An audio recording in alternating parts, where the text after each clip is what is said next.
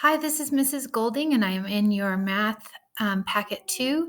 This is 7-4, which is page 555 in your textbook, number 10. And I chose this problem because I thought it might give a little confusion. So in this case, we are going to go ahead and approach this problem in the same way we have solved our other multiplication equations.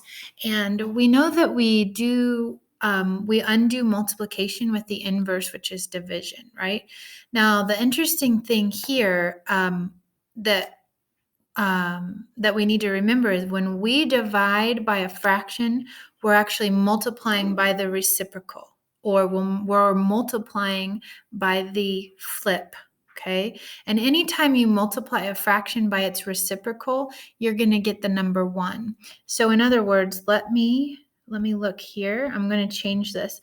I'm going to put some parentheses around 2/5, and I want to show you what I mean. What happens when I multiply 2/5 by 5/2? 5/2 is the reciprocal of 2/5, right? Well, if I multiply it out, I get 10/10, and that's equal to 1, right? So anytime you multiply a fraction by its reciprocal, the product is 1, okay? And so when we take 1 times g, we're just left with g, all right? So that's the identity property that tells me that. And we know when we do something to one side of an equation, we must maintain that balance. So we need to do the same thing to the other side. So what are we going to multiply 3/5 by on this side? So now we're still dividing, right? But when we're dividing, it's multiplying by the reciprocal.